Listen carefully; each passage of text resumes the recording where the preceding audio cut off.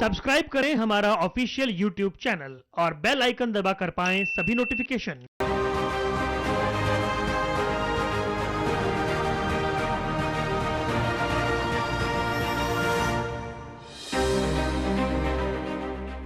सत श्री अकाल MHN prime ਤੁਸੀਂ ਵੇਖ ਰਹੇ ਹੋ। मैं हाँ परमीत कौर वालिया और सियासी स्वाद की जर्नी जो है ਹੁਣ फिर तो शुरू हो चुकी है जी। ਅਸੀਂ ਪਹੁੰਚ ਚੁੱਕੇ ਹਾਂ ਬਠਿੰਡਾ ਸ਼ਹਿਰ ਦੇ ਵਿੱਚ। ਬਠਿੰਡਾ ਸ਼ਹਿਰ ਦੀ ਗਲੀਆਂ ਵੱਲ ਅਸੀਂ ਜਾ ਰਹੇ ਹਾਂ। ਇਹ ਮਾਰਕੀਟ ਹੈ ਮਹਿਨਾ ਚੌਕ ਇਸ ਨੂੰ ਕਹਿੰਦੇ ਨੇ। ਔਰ ਸਭ ਤੋਂ ਪਹਿਲਾਂ ਮੈਂ ਤੁਹਾਨੂੰ ਦਿਖਾਣਾ ਚਾਹੁੰਦੀ ਹਾਂ ਇਹ ਹੈ ਪੰਜਾਬ ਕਲੋਥ ਹਾਊਸ ਸਿੰਸ 1975। ਇਹ ਬਹੁਤ ਪੁਰਾਣੀ ਸ਼ਾਪ ਹੈ ਜੀ ਔਰ ਇਹ ਪੂਰੀ ਮਾਰਕੀਟ ਹੈ ਬਠਿੰਡਾ ਦੀ। ਇੱਥੇ ਚਲਾਂਗੇ, ਲੋਕਾਂ ਨਾਲ ਗੱਲਬਾਤ ਕਰਾਂਗੇ, ਲੋਕਾਂ ਦਾ ਕੀ ਕੁਝ ਕਹਿਣਾ ਹੈ ਇਸ ਵਾਰ ਇਲੈਕਸ਼ਨਸ ਨੂੰ ਲੈ ਕੇ, ਉਹਨਾਂ ਨਾਲ ਗੱਲਬਾਤ ਕਰਦੇ ਹਾਂ, ਰੁਝਾਨ ਵੀ ਲੈਂਦੇ ਹਾਂ, ਨਾਲ ਦੇਖਦੇ ਹਾਂ ਇਸ ਮਾਰਕੀਟ ਦੀ ਖਾਸ ਗੱਲ ਕੀ ਹੈ। ਇਸ ਮਾਰਕੀਟ ਦੇ ਵਿੱਚ ਇਸ ਤਰ੍ਹਾਂ ਦਾ खास है जो लोग जो ने आउंदे ने पसंद करते हैं, खाना पीना पसंद करते हैं, नाल खरीदारी करना भी पसंद करते हैं। लैके चलते हैं तुहानू इस सियासी स्वाद के सफर दे विच।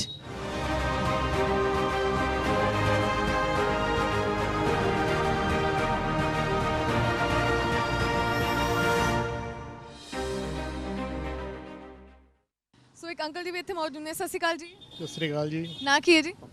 दीपक कुमारी। दीपक जी कितनी पुरानी दुकान है? 10 साल पुरानी है। अच्छा, की लग रहा है इस बार इलेक्शंस ਨੂੰ ਲੈ ਕੇ, क्योंकि बहुत ही घट समा रह गया है, माहौल की चल रहा है? माहौल तो जी इलेक्शन का ਤੁਹਾਨੂੰ ਪਤਾ ਹੀ ਹੈ ਜੀ ਕਿ ਇਹਨਾਂ ਦਾ ਕੁਝ ਨਹੀਂ ਪਤਾ, ਉਤਾਰ ਚੜਾਵ ਹੁੰਦੇ ਰਹਿੰਦੇ ਆ।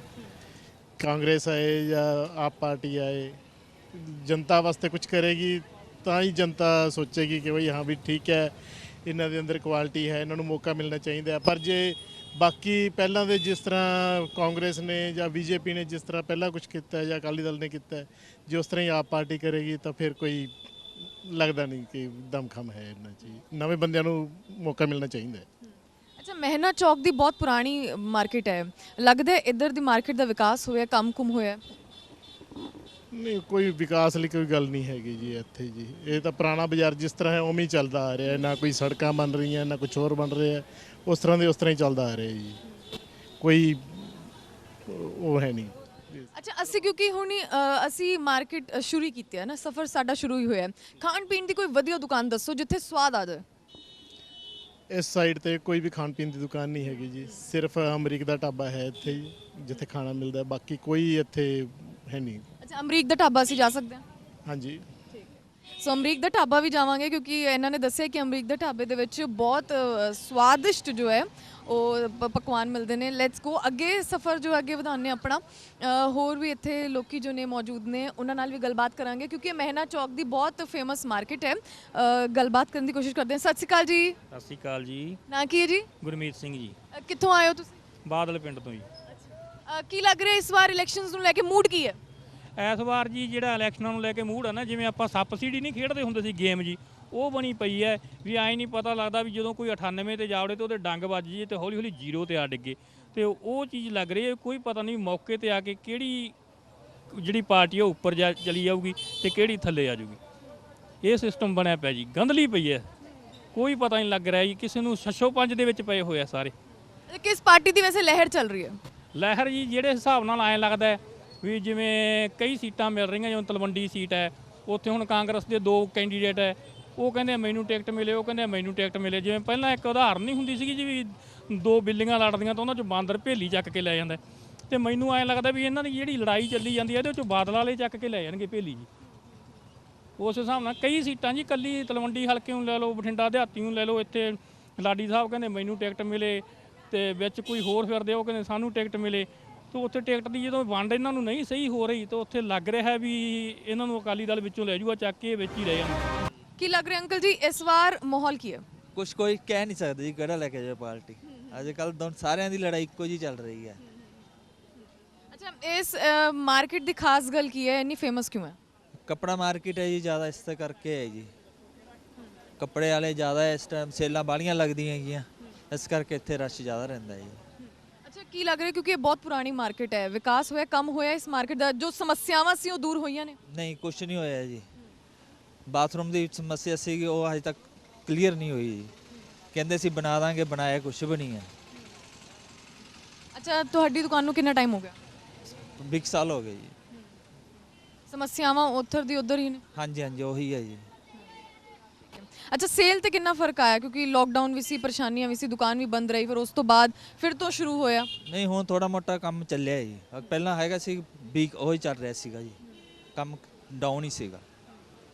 ਹਾਂਜੀ ਸੋ ਹੋਰ ਅੱਗੇ ਵਧਦੇ ਹਾਂ, ਹੋਰ ਵੀ ਲੋਕੀ ਇੱਥੇ ਮੌਜੂਦ ਨੇ, ਉਹਨਾਂ ਨਾਲ ਵੀ ਗੱਲਬਾਤ ਕਰਨ ਦੀ ਅਸੀਂ ਕੋਸ਼ਿਸ਼ ਕਰਦੇ ਹਾਂ। ਇਹ ਬਾਜ਼ਾਰ ਹੈ ਪੂਰਾ ਜੋ ਬਹੁਤ ਹੀ ਆਪਣੇ ਆਪ 'ਚ ਫੇਮਸ ਹੈ, ਖਰੀਦਦਾਰੀ ਵੀ ਹੁੰਦੀ ਹੈ, ਲੋਕਲ ਜੋ ਲੋਕੀ ਨੇ ਉਹ ਵੀ ਆਉਂਦੇ ਨੇ, ਦੂਰੋਂ ਪਿੰਡੋਂ ਵੀ ਆਉਂਦੇ ਨੇ, ਖਰੀਦਦਾਰੀ ਕਰਦੇ ਨੇ। ਇਹ ਵੀ ਇੱਕ ਬਹੁਤ ਵੱਡੀ ਦੁਕਾਨ ਲੱਗ ਰਹੀ ਹੈ, ਬਾਬਾ ਜੀ ਦੀ ਹੱਟੀ। ਬਾਬਾ ਜੀ ਦੀ ਹੱਟੀ ਹੈ, ਇੱਥੇ ਸੂਟ ਸਲਵਾਰ ਮਿਲਦੇ ਨੇ, ਬਲੈਂਕਟਸ ਵੀ ਨੇ, ਬਹੁਤ ਸਾਰੇ ਜੋ ਸਮਾਨ ਨੇ ਉੱਥੇ ਰੱਖੇ ਹੋਏ ਨੇ।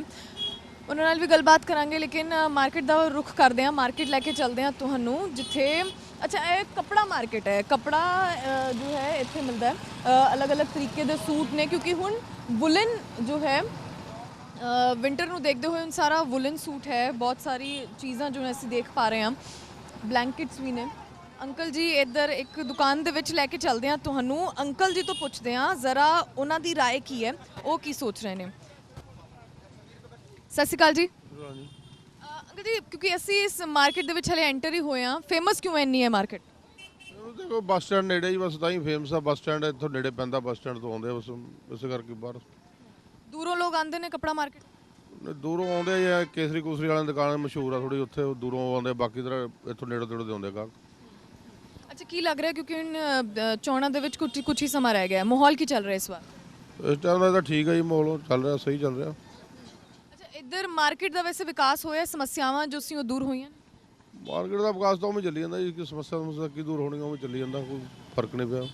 ਕੀ ਸਮੱਸਿਆਵਾਂ ਸੀ ਇਸ ਪੂਰੀ ਸਮੱਸਿਆ ਤਾਂ ਬਸ ਕੋਈ ਨਹੀਂ ਸੀ, ਆਈ ਜਿਹੜੇ ਪਹਿਲਾਂ ਸੀਗੀਆਂ ਲੋਕਾਂ ਦੇ, ਜਿਵੇਂ ਕੋਈ GST ਵਗੈਰਾ ਸੀਗਾ, ਉਸ ਤਰ੍ਹਾਂ ਦੀ ਸਮੱਸਿਆ ਸੀਗੀਆਂ, ਬਸ ਉਹ ਵੀ ਚੱਲੀ ਜਾਂਦੀ ਜੀ, ਉਹ ਚੱਲੀ ਜਾਂਦਾ ਕੰਮ ਕਰ, ਜਿਵੇਂ ਇਹੀ ਹੈ ਜੀ ਮੈਨੂੰ। ਕੰਮ ਦੀ ਰਫ਼ਤਾਰ ਹੁਣ ਵਧੀ ਹੈ? ਉਹ ਵੀ ਚੱਲੀ ਜਾਂਦੀ ਜੀ, ਹੁਣ ਬੱਸਾਂ ਦੀ ਸਟ੍ਰੈਕ ਹੈ ਕਿ ਪਰ ਸਰਕਾਰੀ ਦੀ ਤਾਂ ਥੋੜਾ ਫਰਕ ਪੈ ਗਿਆ ਵੀ ਜਿਹੜੇ ਫ੍ਰੀ ਸਵਾਰੀ ਆਉਂਦੀ ਸੀਗੀ ਉਹ ਬੰਦ ਹੋ ਗਈ, ਬਸ ਜਦੋਂ ਸਟ੍ਰੈਕ ਖੁੱਲ੍ਹ ਗਈ ਥੋੜਾ ਫਰਕ ਪੈ ਜੂਗਾ ਇਹ ਚੀਜ਼। ਅੱਛਾ ਤੁਸੀਂ ਆਪਣੀ ਦੁਕਾਨ ਦੇ ਵਿੱਚ ਕੀ ਰੱਖਿਆ ਹੋਇਆ?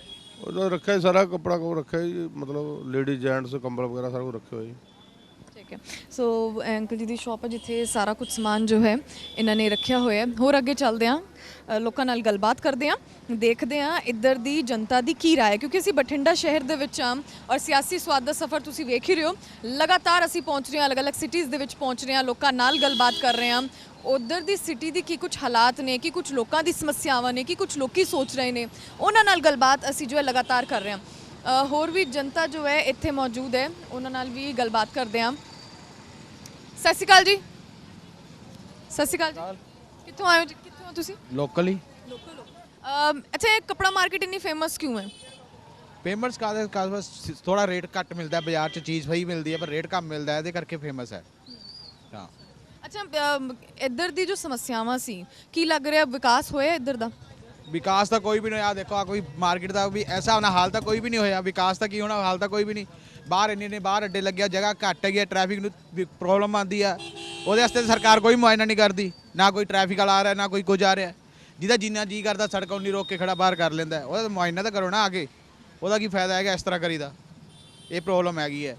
ਜੇ ਹੁਣ ਬਾਹਰੋਂ ਸਮਾਨ ਚੱਕਿਆ ਜਾਵੇ, ਆਉਣਾ ਜਾਣਾ ਪਬਲਿਕ ਨੂੰ ਵੀ ਸੌਖਾ ਹੈਗਾ, ਟ੍ਰੈਫਿਕ ਉਹ ਵੀ ਸੌਖਾ ਰਹੂਗਾ, ਇਸ ਤੋਂ ਵਧੀਆ ਹੈਗਾ ਇਹ ਚੀਜ਼ ਕਰੇ ਨਾ ਹੱਲ।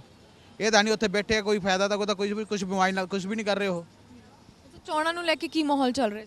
ਚੋਣਾਂ ਨੂੰ ਤਾਂ ਹਲੇ ਫਿਲਹਾਲ ਤਾਂ ਕੁਝ ਵੀ ਹੈ ਨਹੀਂਗਾ। ਕਿਸ ਪਾਰਟੀ ਦਾ ਜ਼ੋਰ ਚੱਲ ਰਿਹਾ, ਲਹਿਰ ਚੱਲ ਰਹੀ, ਕੁਝ ਪਤਾ? ਹਾਲੇ ਕੁਛ ਤਾਂ ਕਿਸੇ ਦਾ ਵੀ ਨਹੀਂ ਲਹਿਰ ਹੈਗੀ ਇੰਨੀ।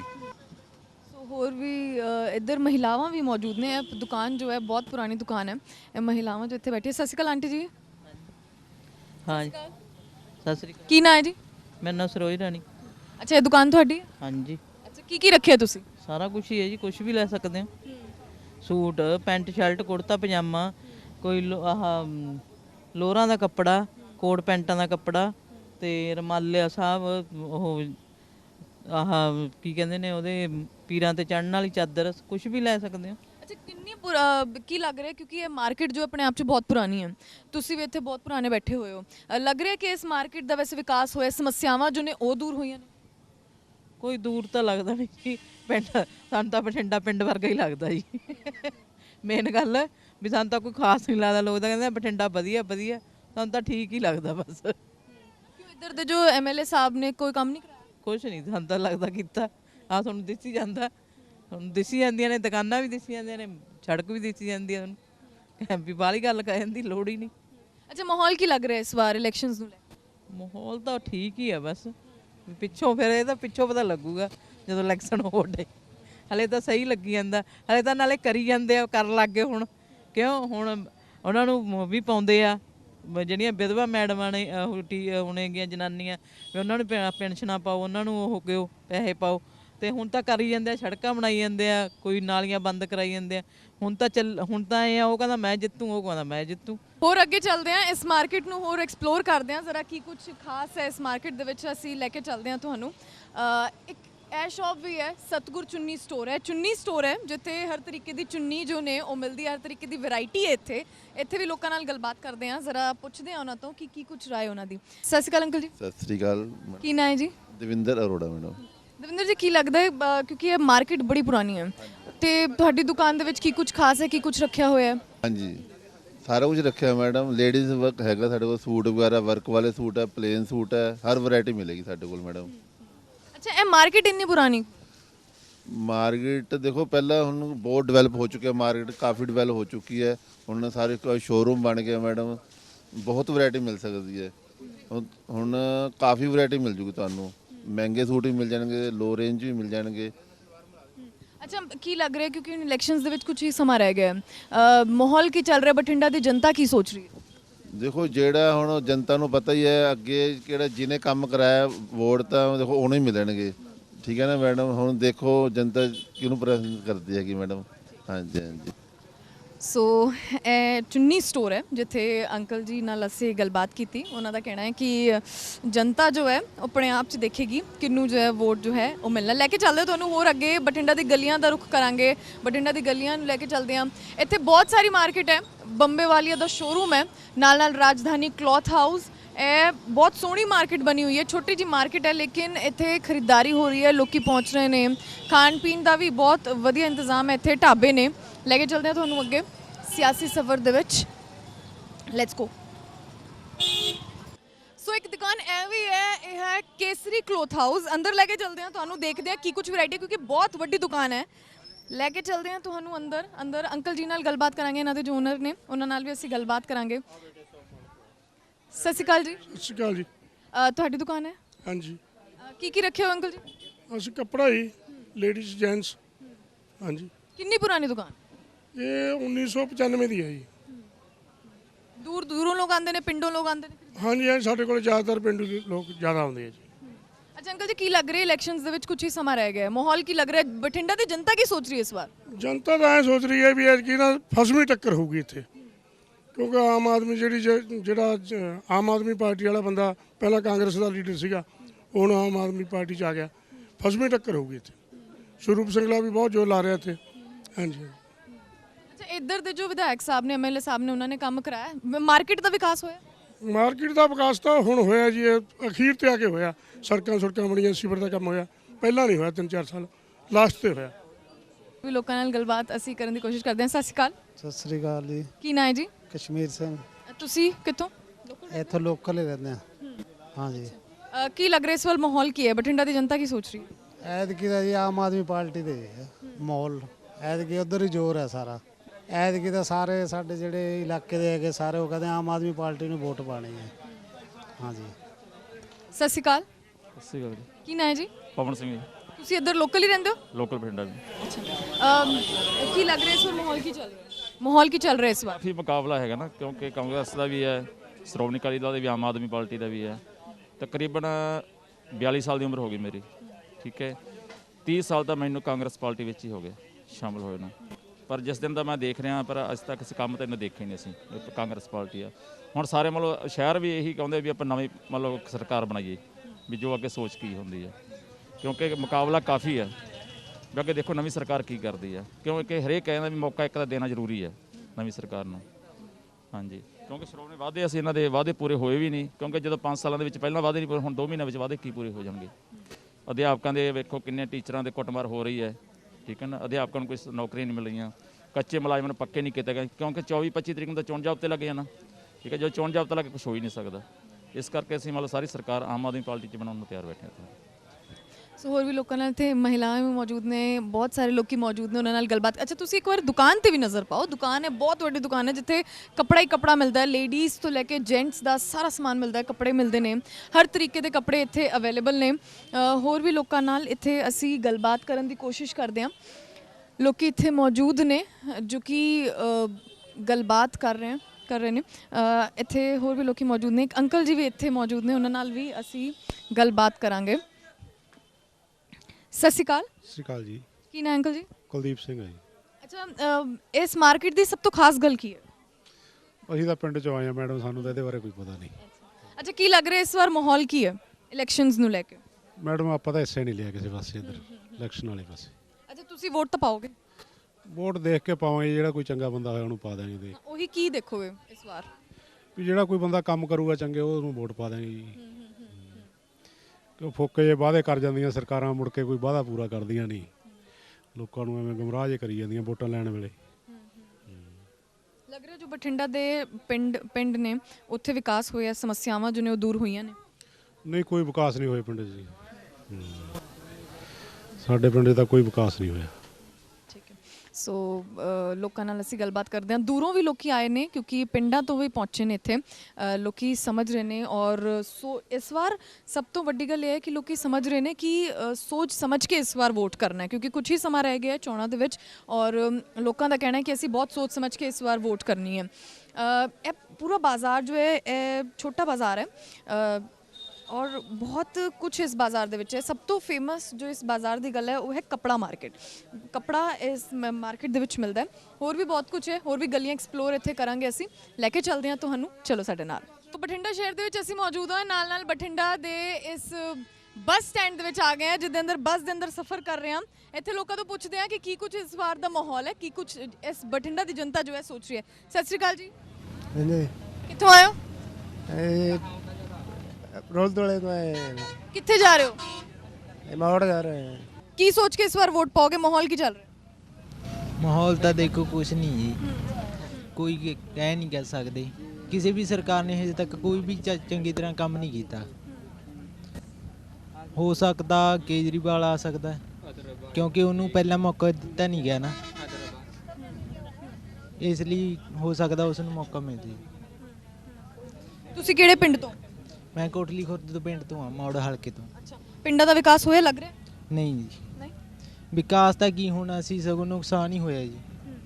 ਰੁਜ਼ਗਾਰ ਘਟ ਰਿਹਾ ਬਹੁਤ ਦਿਨੋਂ ਦਿਨ। ਸੋ ਅਸੀਂ ਬਠਿੰਡਾ ਸ਼ਹਿਰ ਦੇ ਵਿੱਚ ਮੌਜੂਦ ਹਾਂ, ਜਿੱਥੇ ਇੱਕ ਛੋਟਾ ਜਿਹਾ ਰੈਸਟੋਰੈਂਟ ਹੈ, ਛੋਟਾ ਜਿਹਾ ਢਾਬਾ ਹੈ ਸਮਝ ਲਓ। ਫੇਮਸ ਕਚੌੜੀ ਵਾਲਾ ਹੈ। ਇੱਥੇ ਕਚੌੜੀ ਜੋ ਹੈ ਬਹੁਤ ਫੇਮਸ ਮਿਲਦੀ ਹੈ। ਅਸੀਂ ਸ਼ਾਇਦ ਲੇਟ ਪਹੁੰਚਿਆ ਤਾਂ ਕਚੌੜੀ ਖਤਮ ਹੋ ਚੁੱਕੀ ਹੈ, ਕਿਉਂਕਿ ਸਵੇਰੇ ਬਹੁਤ ਰਸ਼ ਸੀ। ਅੱਗੇ ਚਲਾਂਗੇ ਤੇ ਅੱਗੇ ਐਸੇ ਵੇਖ ਸਕਦੇ ਹੋ ਤੁਸੀਂ, ਇੱਥੇ ਛੋਲੇ ਭਟੂਰੇ ਤਿਆਰ ਹੋ ਰਹੇ ਨੇ।